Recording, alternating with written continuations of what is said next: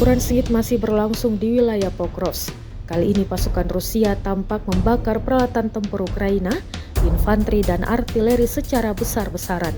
Rekamannya diunggah di Telegram pada Kamis 10 April 2025. Para pejuang kelompok pasukan pusat pada tanggal 8 April 2025 kemarin mengklaim sukses menghancurkan peralatan militer termasuk kendaraan tempur, lapis baja NATO, titik tembak, infanteri hingga posisi tentara Ukraina.